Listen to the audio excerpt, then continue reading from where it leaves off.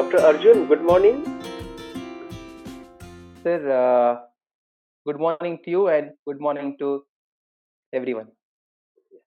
Uh, so, why don't we first introduce ourselves? So, would you like to go first, briefly? Yes, sir. Sure, sir.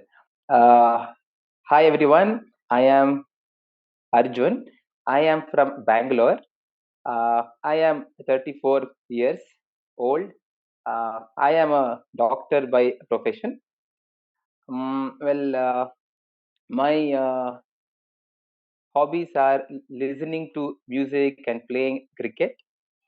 Uh, I have been a part of TISA since the past few months, and yeah, that's about me. Thank you so much, Arjun.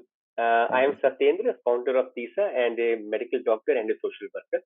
So, the purpose of this interview is to discuss a book which I wrote 10 years ago, actually more than that, Apna Ha Jagannath, which is a self-help manual for people who stammer. So, I wanted to understand how this book has helped other people, and I wanted to get a feedback from them because I was planning to revise this book after this long gap of so many years. So therefore, I thought I should introduce somebody who has read it. So, Dr. Arjun, have you read this book completely, and which version, Hindi or English? Yes, sir. I have actually read, sir, in English, and I have read it quite a few times actually. Thank you so much. After publishing this book, I got so sick of reading the same book again and again that I've never read it after bringing it out in, was it 2008, or I think it was 2008 or something like that. So after that I've never read it again, and only this morning while preparing for this interview I looked at the PDF version, and and of course I could notice um, some shortcomings, some flaws, things which can be improved in the next version. But I would love to have your story, your view. What do you think of this book? Is it um, Yes, can it be can it be made more useful? Can it be changed in certain ways? How has it helped you? How has it failed to help you? Any idea, any feedback will be welcome. Go on. sure, sure. Yes, sir. Sir, I actually first read the book about 1 year back. I think it was last January. The first thing that I liked about the book is that it is very light and it is not, I mean, it doesn't contain too many pages. It is about 50 to 60 pages written very concisely. That is the first thing that drew me to this book because I knew that I could complete it in about 2 to 3 hours, at least at first go. I think that is one of the best parts of this book. Secondly, sir, it is in a very easy and relatable language. I think that nothing mentioned is here is too uh, hi-fi. Everything is absolutely simple, and anybody can read it and actually start following it. That is the second thing that I felt. The third thing is, as I said, I think that it won't take long for us to go through the book, and since it is lightweight, it is also very portable. uh, I am a person who doesn't like to read these PDF versions as much, sir. So I actually got a printout of this book. So again, wherever I go, I generally carry it with me. Whenever I go on any vacations as well, I just carry it with me. Whenever I feel the need to brush up something, I just brush it up. And since it's so portable and lightweight, I actually felt that is one of the best parts. And then, sir, I think what I would like to say is that this is a very comprehensive book. Generally, whenever we talk about stammering, we always focus on how to speak fluently. People don't deal with the nature of stammering, the uh, origin of it. This book, I think, is very concise and it is very holistic, where we get a very good picture about the stammering on the whole. The book tells us why does it occur, and what is the nature of stammering. Why are there such frequent relapses? We keep seeing people who actually go into therapy who are doing good, but again within a span of few months, generally there is a recurrence, but we don't know why. This book explains that beautifully. I think that is a really good point, is that it doesn't restrict itself to just talking about speech techniques, but it goes into depth and gives us the freedom to choose what we want to do. And as the title itself indicates, Apna Hath Jagannath, I think it gives the control back to us. Generally, when we go to any sort of therapy, it is like we are under their control. But in this book, it is something which tells us you are your master. You can change whatever you want to change. So it sort of empowers you. That I felt was fantastic. And sir, this book, I think one of the opening statements is overcome the fear of stammering and be a good communicator. That really changed my entire perspective about stammering, because generally my whole thought process was that we need to overcome stammering. Now suddenly it was, why don't we focus on overcoming just the fear? Forget about the uh, stammering part. You overcome the fear of it. Once you're able to change that mindset, I think that many things start to fall in place. And what you have mentioned I is, just want to uh, I just want to jump in for a very quick comment. You are making a very important yes, sir. difference between Yes, sir. stammering and the fear of stammering. And I think it's very important to understand this, because normally people focus only on stammering, and but when you begin to understand that there is stammering and there is fear of stammering, and fear of stammering is something which I can work with and deal with, learn to cope with. I think that's a very good starting point. So thank you very much for highlighting that idea, that there is that we are talking about conquering the fear of stammering. We are not talking about conquering stammering itself. Correct. Thank you so much. Yeah, please go on, carry on. Yes, yes, sir. Yes, sir. So again, sir, I mean, this book, as you rightly said now, is not focused on uh, overcoming or conquering stammering, and where you have never mentioned that you need to stop stammering. It is only mentioned that you can stammer freely. You change the way of stammering rather than trying to avoid it. That again was something which changed my whole perspective, where all this while I was always looking at trying to overcome stammering. So yes. Because when I started my own journey, when I began coming out of my own stammering, I realized this thing, that everybody stammers a little bit. Sometime or the other, everybody stammers. And so therefore it can be said that a little disfluency is part of normal speech.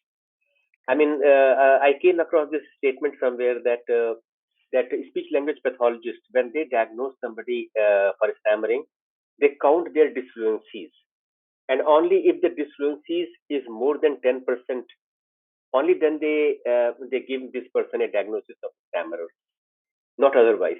So in other words, 8%, 9% words if you stumble on, it's okay. It's normal speech. And so therefore it's very important to understand that purpose of therapy or self-help is not to stop stammering totally. 8%, 9%, it's okay. I mean, it's a part of normal speech. So what we have to conquer is not Yes, stammering itself, but fear of stammering. Thank you so much. Please go on. very true, sir. Very true, sir. Very true, sir. And sir, I think that this also liberated me because uh, when we are trying not to stammer, I think it just puts pressure on us. We are always trying to be perfect and trying to be fluent. This allowed us to enjoy our speech rather than focus on fluency. Fluency is just a by product of our enjoyment. I think that is what this book has brought about in me, sir. That is one significant change now, where it's not that I'm trying to not stammer. I am just trying to enjoy it, and I am trying to speak with as little strain as possible. The whole purpose is try to reduce the uh, friction, because any machine, for it to be at its optimal best, it must work with the least amount of friction. So that is what we can focus on, is trying to reduce the friction and trying to ease the way we speak. That is what I felt.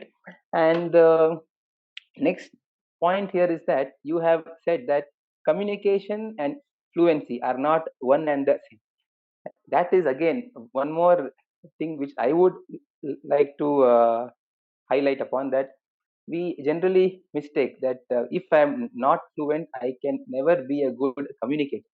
But you have changed that entire concept, saying that you can be disfluent but you can be a good communicator. There are people who are very fluent, but they may not be good communicators. So again, this book goes beyond uh, stammering, is what I feel. I think that this book can be read by everyone to improve their communication skills. It is not only for those of us who stammer, because I think that there are only two or three techniques which are limited to people who stammer, like bouncing or like prolongation. That apart, everything else is actually out for the general public. As in, see, Huh. main is I would like to add to this thing that what you have said is very important to understand. That, for example, pausing is not only for a stammerer. Pausing is also for a regular person who talk and talk and talk and don't stop to breathe. correct. And I Correct. and you, I'm sure, have met such people, in hospitals or outside hospitals who like to talk. And when once they start, they don't breathe. They just go on rattling away. Even if they paused for for after every few words, it will be so much good for them, and also for us to understand them. So pausing is something which is meant for normal people also. Correct, Maintaining sir. eye contact is so much relevant for normal speakers also. You are very correct that a lot of these ideas are applicable for people who don't stammer, and so Yes, therefore stammerers should not think that why am I being forced to maintain eye contact when I talk. It's meant for sir. everyone. Maintaining eye Very contact, taking a pause, taking a breath, and then carrying on. Thank you so much. Please go on.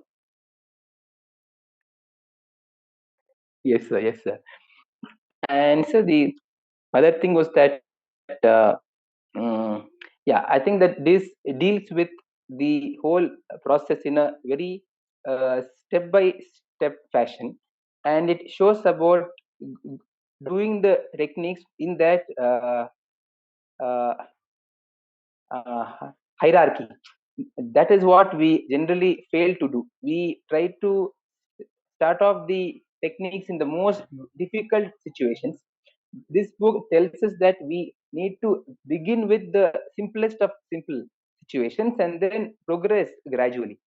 That is something that I learned, because we generally try to go for these shortcuts. We don't want to go up the ladder. We just want to jump immediately. That is something we should avoid and go in a step by step orderly fashion. That is again one more thing which has really uh, opened up my eyes. And that apart, sir, I think the whole fund of this book, or the whole essence of this book, is about acceptance, which I find is the best part, because what we don't accept, I think we will always confront it. And acceptance is the kind of a preparatory base upon which we can use whatever techniques. Now, for example, I was living in denial for such a long time, and when we are living in denial, we start to avoid, we start to postpone, we start to doing, we do things which we don't want to do, we don't do things which we want to do. So it is not the stammering which is a problem, it's what we do because of it, or what we don't do because of it, which is a big problem. So I think unless we accept, if we are living in denial, we are always in a state of perennial internal conflict. The conflict between uh, stammering and our body, we are always trying to force it out. The conflict between stammering and our mind, or our thoughts, there is always that conflict. Or between stammering and our emotions, there is always that conflict, and it is not easy to be there. To be in that state of constant conflict, I think, is very, very difficult for anybody. So I think it is through acceptance we may not change the situation, but we will certainly change our experience of the situation. We will be more comfortable and more free, and I think that will enable us to start experiencing life in a totally different way. And we will let stammering be restricted to just our mouth, nowhere else. Let it not invade us. Let it be limited right here. I think that is one thing that I really liked, sir, about this book. The fact that you stress on acceptance, that is brilliant. Actually, I just want to add something here. You mentioned something about emotions, and it's very important that we welcome emotions and learn how to work with them. Right now, what is happening, that stammerer thinks that stammering is a pure motor act.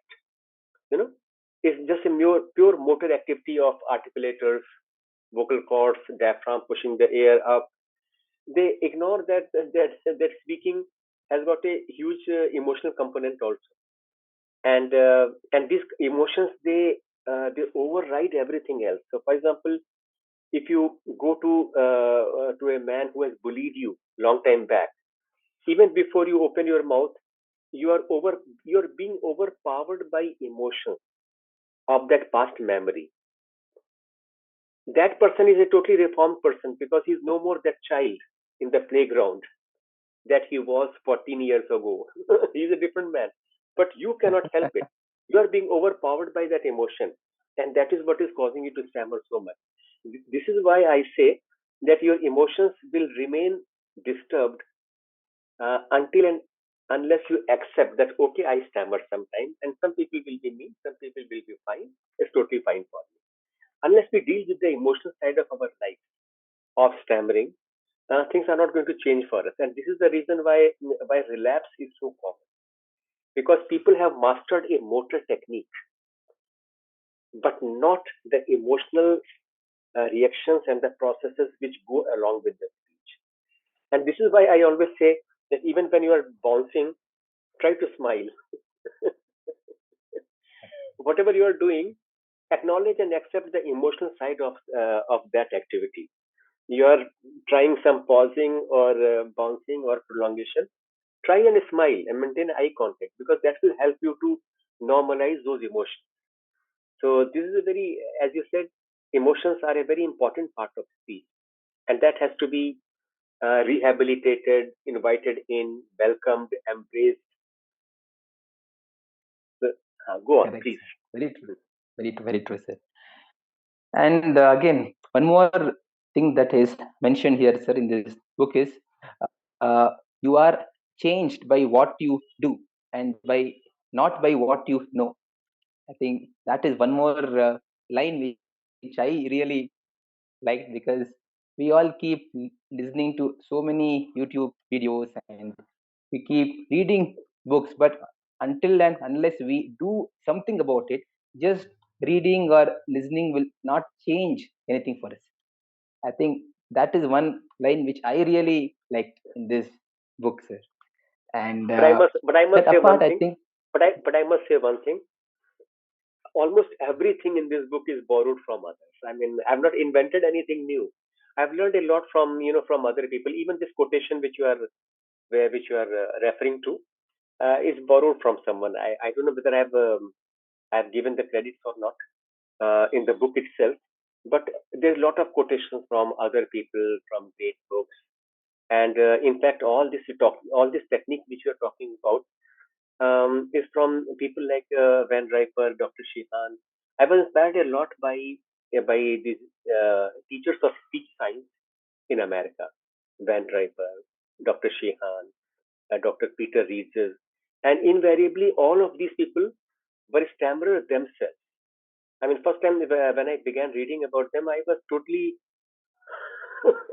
totally surprised that how can a stammerer become a speech therapist, and not only speech therapist, he becomes a professor and head of the department, and is transforming so many people's lives.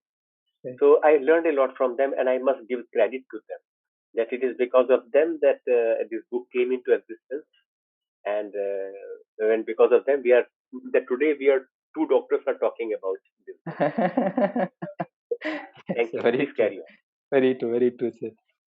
And sir, and one more thing that you have mentioned is that again, when we talk about acceptance, it is not a one day affair. It is something that matures with time, and there are levels of it. So it is not that today I say that I fully accept it and that's it. You don't put it in your closet and close it. It is something which needs to be explored every day, something which needs to be keep we have to keep working on it every day.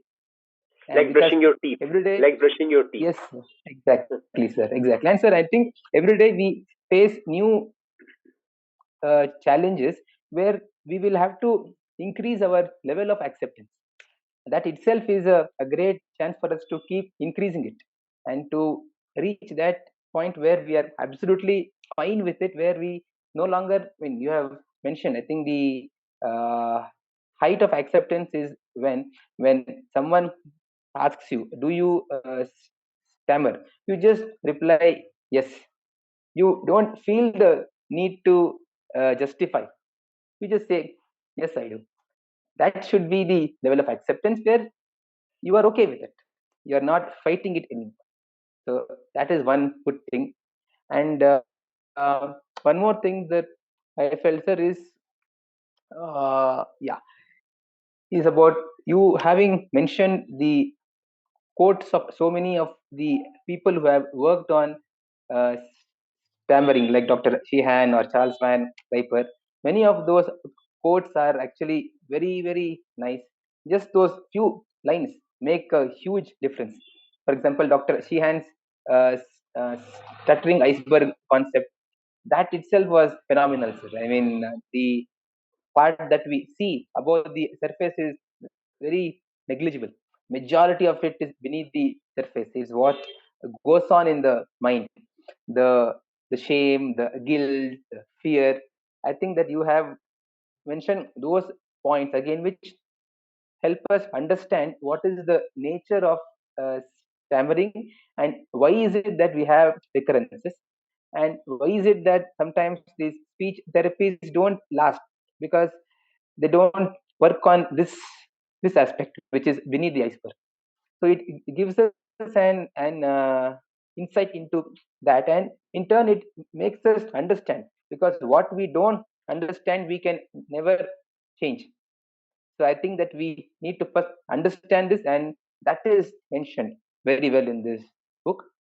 And finally, sir, is again, you have used disfluencies as being transfluent. I think that is one more thing which I liked, is that we have not tried to medicalize uh, stammering as some pathological condition which needs to be treated or rectified. It is a diversity. Just like we have people who are fluent, we have people who are transfluent. So it is just a diversity which needs to be accepted first by people who are transfluent. Only then that we can actually take it out to the society. Without us accepting it, there is no point of uh, wanting the world to just accept us. So I think that is one more thing which I like. Thank you so much, Dr. Arjun. And I totally um, agree with that idea that we have to change our own self concept. Instead of thinking that, oh my God, I'm a sick man, I stammer, I must go to a therapist. But at the same time, I realize that everybody is on a different journey, or or we are at a different stage in our journey. So some very young people may have to go to a speech therapist because self-help has got this big problem. It requires a lot of self-discipline, self-motivation, and some people may not have it because they are rather young or they are in a different phase of life. And so therefore, in the book itself, I have said that if you can afford a good therapist, you should go to them because then they can really help you, they can coach you. But if you do not have access to a good therapist, then what harm is there in trying out self-help ideas? So, so that is it. Correct. So Correct, tell sir. me one thing. How did you start using it? First time you read a couple of lines and then you did some activity, or did you read most of the book and then you started? How did your journey start? Sir, actually, before I read this book, I think for about 32 and half years, I was living in denial. I would just wake up hoping that one fine day it would vanish.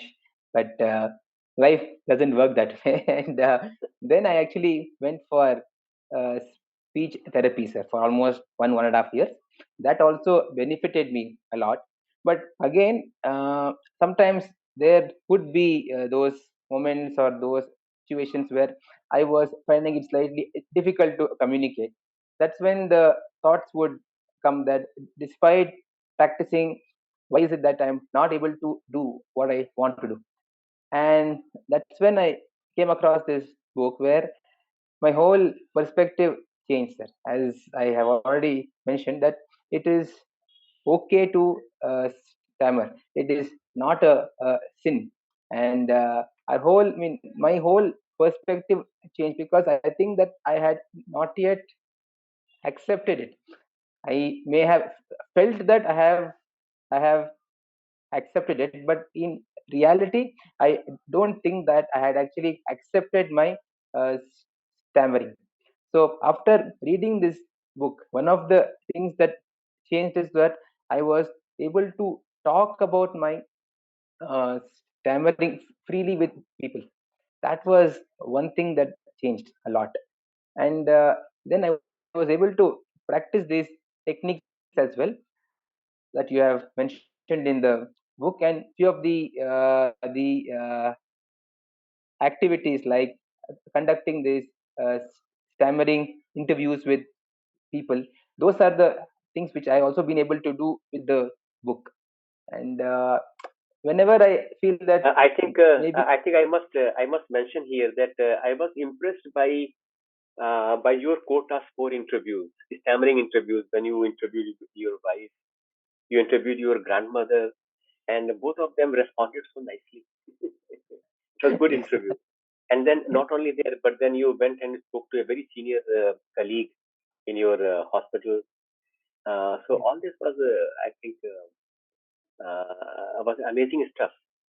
Um, Please carry on. Yes. Yes, sir, yes, sir. And sir, I mean, that's what I said is that this book, I think, will change our perspective as to the way that we look at stammering. I think will change so much so that we can begin to see it as a blessing instead of seeing it as some kind of a problem or a curse. In fact, it is such a blessing and it is such a privilege to be able to value every word. See, now that we are able to walk freely, we don't realize its value. It's only when you're not able to do something that you realize its value. So for us, I think we have that benefit of valuing every word of what we say and to use it in a very responsible way. I think that is one of the benefits, and it also helps to raise our level of consciousness because whatever technique that we want to use, and I think this you have mentioned in the book as well, that there needs to be that background awareness or consciousness. Unless we are conscious about ourselves, it is not possible to use any of the techniques because in that moment we are actually not aware of what we are doing. So this is again is a wonderful way for us to increase our level of consciousness overall, and for us to not limit ourselves to only trying to rectify or trying to manage our speech, but to uh, enhance our lives. Use this as a great tool to enhance yourself to such a great extent that just like we want to be uh, accepted, similarly we can accept everyone just the way they are. We don't have to judge anyone unnecessarily. Judgment is only for our own safety, beyond which I don't think there is a need to judge anyone, and we can just start to accept everyone as they are, and I think that increases the quality of our life. You mean to say now, uh, because of all these activities, you are living a more richer life here, more mindful life. It has enhanced your awareness of life itself, relationships, all that. Is that so? Oh yes, sir. Absolutely, sir. Absolutely, sir. Absolutely. And I mean, earlier, sir, I mean, I would get easily worked up, or I would get easily irritated by what others would do. Now I actually realize that by just accepting it. I mean, you accept the situation as it is, and you accept people as they are. Suddenly, everything changes. I mean, you are no longer expecting anything, but you're just accepting everything as it is. I think that really changes everything, and it allows us to enjoy life because when we are at conflict with what is right now, you cannot enjoy it. Only when you accept it for what it is, that is when I think that our enjoyment increases, and it's a very pleasant way of living. My life also totally changed once I began accepting that, okay, I stammer. What's the big deal? Correct, sir. Everything changed. I became more creative. I became more light. All that weight sitting on my shoulder, that I have to fight my stammering, I have to fight people making fun of me. All that weight simply vanished. And then I was a very different person. Your view, Dr. Arjun, are there any drawbacks in the book, or are there any areas which are underrepresented, which I need to pay more attention in the next version? Mm, Sir, maybe we can add some points about the activities that we do in TISA. Maybe if we Okay. can add a few points about that, about our national conferences or about our weekly meets, so that those who read the book will actually know where to go, and to also tell them that there is one national telegram group of ours, where they can participate. I think we can give them more information about TISA that I think may benefit them, and maybe to actually add a few points on what are the daily activities to be done, or the daily practices, at least the basic practices that people can follow, those who are reading the book for the very first time, and if they have not gone for any sort of therapy, what are those basic practices that they can start off immediately, that maybe we can add, sir. uh, then maybe about the benefits of meditation, sir, maybe a bit more on that. I mean, you have again mentioned that meditation is not to cure stammering, it goes way beyond that. This is a very very small issue, so maybe you can add a little more on that, sir, or you can throw a little more light on that. And sir, one more thing that I would like is for you to share your journey, sir. How has your journey been? What have you done? Because I think that itself would just inspire so many of us. Many of us will not know your life journey. So if you could mention a few things about that, I think that would also be beneficial. Would you like to mention some difficulties which you faced so that other people can be forewarned and forearmed? When people read this book, start their Correct, journey correct, of acceptance, what correct. kind of difficulties should they be ready to deal with? Did you face any difficulties in last 1 year as you began exploring these explosive ideas? Sir, I don't think that we should call it difficulty, because finally now we are on the path to change something about ourselves, or to know about what we do. So I think we can see it as a new challenge and something very interesting, because all this while we would never have explored this facet of our life. Now it's a great chance for us to explore this. But one thing is that we should not expect immediate benefits. It is a lifelong journey. So let's not do it for the result. Let us do it for the fun of doing it. Whatever happens, let that be secondary. Let us enjoy doing what we are doing. And this is just like this share market, sir, where if you see the graph, it is never a, a, a straight line. There is ups and downs all the time. So what we need to see is, where are we, say, in another 6 months, 1 year, like that. But if you start seeing it on a daily basis or weekly basis, there will be lot of uh, fluctuations. So see it in the long run, and certainly it is a fantastic journey which you will look back upon with a lot of gratitude, I would say.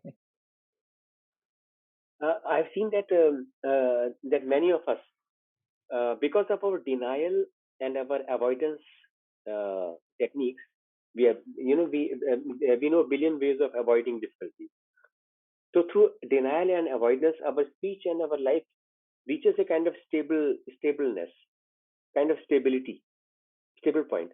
And when we try to change our speech, when we try to regain the control on our speech, through stammering interviews, by trying out new techniques, through acceptance, through self-disclosure, sometimes our speech undergoes a huge upheaval, and we discover that now I'm stammering more. Or what happens that I'm stammering to the same extent, but I become now more aware, and so therefore I say, since I've joined TISA, my stammering has become worse. And some people, because of that, they give up, all the thought of journey further. They give up. They say, it's better that I go back to my avoidance and denial and live there happily. So did something like this happen to you? Did your speech become worse, or was there a point when you felt that I'm losing control, something bad is happening to me? Did it ever happen to you? Sir, I would say that yes, in a certain way, because earlier I would avoid so many words which were feared. I would avoid them. Naturally, when I avoid those words, I would not even go on to those words. So I would not even stammer on those words. Now that I'm not avoiding, I'm using every word, more of these feared words. So obviously there will be a slight increase in the uh, level of uh, stammering externally only, but internally I'm very free because there is no residue here. It's all absolutely clear. Whatever it is on the outside, but I am actually enjoying being able to say those words, which I think is a big benefit. Very true. Very true. So I think the message for others is that you know be ready for a little ups and downs, and don't get carried away by difficulties. I mean, persist, insist, and carry on, and in the long run, you'll be a better person. So, anything else would you like to add? uh, that's it, sir. I think my message to everyone is to actually start seeing this as such a blessing in life gradually. There's no need to force that idea, but I think that along this journey we will realize that this is actually a blessing, and we can use this as a tool to transform ourselves. Don't restrict it just for the sake of rectifying the speech, but use it as a tool to transform yourself, because this is a real blessing in life. Thank you so much. I remember reading a line from a stammerer in a international conference. He said that my stammering has given me an opportunity to take a closer look at myself, at my life. If I was not a stammerer, I would have lived entire life absent-mindedly. But my stammering forced me to take a closer look at myself, and that has made me a better person. I think what you say is very correct. Stammering should be seen as an opportunity, maybe as a blessing in disguise, and we should make the best use of this opportunity. Not only to work on our communication, but to look at the quality of life itself. What kind of life are we living? Are we living an adventurous life full of exploration, or are we living in constant fear? So I totally agree with you. It's an opportunity, and um, so so thank you so much. I want to really thank you because I'm thinking of revising this book, and I needed some feedback from you. And one, yeah.